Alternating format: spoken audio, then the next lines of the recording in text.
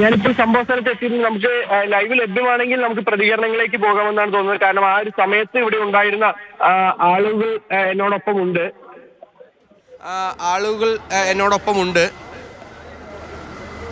Okay, Lishoy അവരടുത്ത് ചോദിച്ചോളൂ എന്താണ് അവിടെ പറയാനുള്ളത് എന്ന് നമുക്ക് കേൾക്കാം. എങ്ങനെയാണ് പ്രവർത്തനങ്ങൾ ഉൾപ്പെടെയുള്ള കാര്യങ്ങൾ?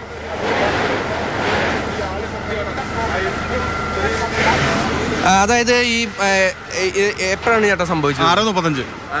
എന്താ സംഭവിച്ചത്? ശരി, ഇത് ആദ്യം അവിടുന്ന് 2 ബൈക്കിന് മാത്രം തീ പിടിച്ചത്. ആ 2 ബൈക്കിന് തീ പിടിക്കുകയും അതോടൊപ്പം തന്നെ രണ്ട് ബൈക്കിന് ആ പോസ്റ്റില് അവിടെ കാണുന്ന ആ പോസ്റ്റിൽ അവിടെ നിന്ന് 2 ബൈക്കിന് ആദ്യം തീ പിടിച്ചത്. അവിടെ നിന്ന് 2 ബൈക്കിന്.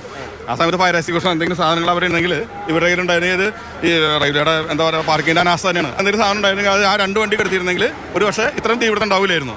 അതിനുശേഷം പിന്നെ പെട്രോൾ വണ്ടിയല്ലേ പറഞ്ഞ സെക്കൻഡ് കൊണ്ട് തന്നെ അവർ അടിച്ച് കയറി അങ്ങോട്ട് എല്ലാ ഇതിലേക്ക് കയറി ഒരു 10 മിനിറ്റ് കൊണ്ട് ഇത് പൂർണ്ണമായിട്ടും കത്തിനശിക്കുന്ന അവസ്ഥ. അപ്പോൾ തന്നെ പോലീസിലേക്ക് വിളിച്ചു, എല്ലാവർക്കും എത്തി. പക്ഷെ എന്നാലും ഒന്നും ചെയ്യാനില്ല. ആ അവസ്ഥ കംപ്ലീറ്റ് എല്ലാം പൂർണ്ണമായിട്ട് കത്തിനശിച്ചിട്ടുണ്ടായിരുന്നു. ഇതെങ്ങനെയാണ് ഇവിടെ ഈ ഭാഗത്ത് തീ വരാനായിട്ടുള്ള സാധ്യത? എന്തോ വാഹനത്തിൽ നിന്ന് സംഭവിച്ചത്. അവിടെ നിന്ന് എന്തോ വാഹനത്തിൽ നിന്ന് സംഭവിച്ചിരിക്കുന്നതാണ്. ആ ഒരു ഇലക്ട്രിക് വണ്ടി ആകാൻ ചിലപ്പം അതിൽ നിന്ന് സംഭവിച്ചതാണ്. ആകെ രണ്ട് ബൈക്കിനും ആദ്യം ഒരു ബൈക്കിന് തീ പിടിക്കുന്നു, ആ ബൈക്കിൽ നിന്ന് അടുത്ത ബൈക്കിലേക്ക് പോകുന്നു. പിന്നെ ഒരു മിനിറ്റിനുള്ളിൽ തന്നെ തീ അങ്ങനെ കയറി. പിന്നെ ആ കാറ്റുണ്ടല്ലോ, ആ കാറ്റും കൂടി വന്നപ്പോൾ തീ പെട്ടെന്ന് കയറി. ആ റോയാണ് ആദ്യം തീ പിടിച്ച് പോയത്. ഫസ്റ്റ് റോയാണ് തീ പിടിച്ച് പോയത്. പിന്നെ അതിനുശേഷം തീ അങ്ങനെ ആളി പിടിച്ചു. പിന്നെ ഫയർഫോഴ്സ് വന്നാലും അവർക്ക് കയറാൻ പറ്റുന്നില്ല. പൊട്ടിത്തെറിച്ചുകൊണ്ടിരിക്കുകയല്ലേ വണ്ടിയുടെ ടാങ്കുകളൊക്കെ പൊട്ടിത്തെറിച്ചു. ഭയങ്കര ഹൈറ്റിലേക്ക് പൊട്ടിത്തെറിച്ചിട്ട് പോയിക്കൊണ്ടിരിക്കുന്നത്. അപ്പോൾ അതിന് അവർക്കും എടുക്കാൻ പറ്റുന്നില്ല, ആർക്കും എടുക്കാൻ പറ്റുന്നില്ലല്ലോ പെട്രോൾ ആയതുകൊണ്ട്. അങ്ങനെ സംഭവിച്ചത്. ഇതിപ്പോൾ നമുക്ക് കാണാൻ സാധിക്കും. ഇതാണ് ഇപ്പോഴത്തെ നിലവിലത്തെ ഒരു സാഹചര്യം എന്ന് പറയുന്നത്. നമുക്ക് അതിനകത്തേക്ക് കടക്കുക ബുദ്ധിമുട്ടാണ്. കാരണം ഒരുപക്ഷെ അതിൻ്റെ മേൽക്കൂരയൊക്കെ തന്നെ തീ പിടിച്ചതിന് ശേഷം വലിയ തോതിൽ അത് നശിച്ച ഒരു അവസ്ഥയിലാണ്. ഒരുപക്ഷെ തകർന്നു വീഴാനും സാധ്യതയുണ്ട്. എന്തായാലും വലിയ ഒരു തീപിടുത്തം തന്നെയാണ് ഇവിടെ ഉണ്ടായിരിക്കുന്നത്. അതിൻ്റെ ഒരു ഗ്രാവിറ്റി മനസ്സിലാവണമെങ്കിൽ ഈ ദൃശ്യങ്ങൾ കണ്ടാൽ സാധിക്കും. ഈ ബൈക്കുകളൊക്കെ തന്നെ ഒന്ന് കണ്ടാൽ മനസ്സിലാകും നമുക്ക് എത്രത്തോളം വലിയൊരു തീപിടുത്തമാണ് ഇവിടെ ഉണ്ടായിരിക്കുന്നതെന്ന്.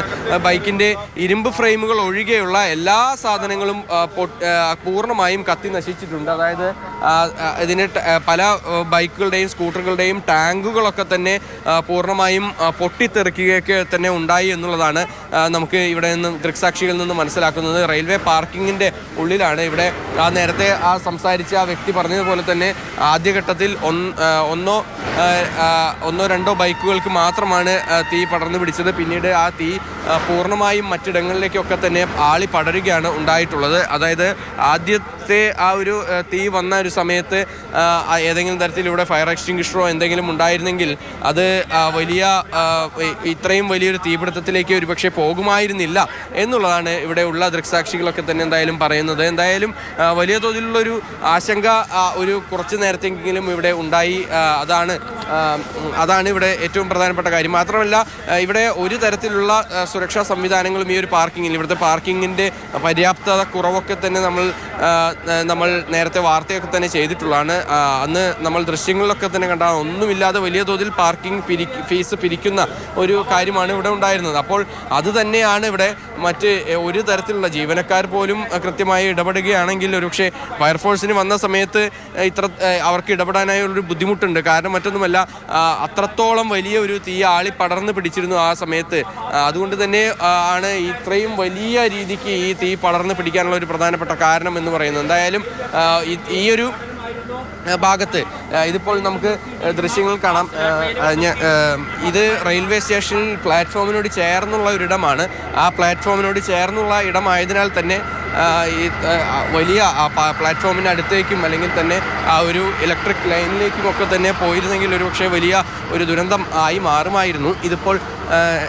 ഇതിപ്പോൾ മറ്റ് പ്രശ്നങ്ങളൊന്നും തന്നെ ഇല്ലാതിരുന്നത് ഭാഗ്യം കൊണ്ടാണ്. കാരണം എന്തായാലും ആ തരത്തിലേക്കൊന്നും തന്നെ തീ പടർന്ന് പിടിച്ചില്ല എന്നുള്ളത് ആശ്വാസകരമായ കാര്യമാണ്. അതായത് നമുക്ക് ദൃശ്യങ്ങൾ കാണാൻ സാധിക്കും. ഈ ഭാഗത്താണ് റെയിൽവേ പ്ലാറ്റ്ഫോം എന്ന് പറയുന്നത്. തൊട്ടടുത്താണ് 4ാമത്തെ പ്ലാറ്റ്ഫോം എന്ന് പറയുന്നത്. ഈ കാണുന്നതാണ് 4ാമത്തെ പ്ലാറ്റ്ഫോം. അതിന് തൊട്ടടുത്ത് റെയിൽവേ ട്രാക്കുണ്ട്. ആ റെയിൽവേ ട്രാക്കിനോട് ചേർന്ന് തന്നെയാണ് ഈ പാർക്കിംഗ് ഏരിയ ഉള്ളത്.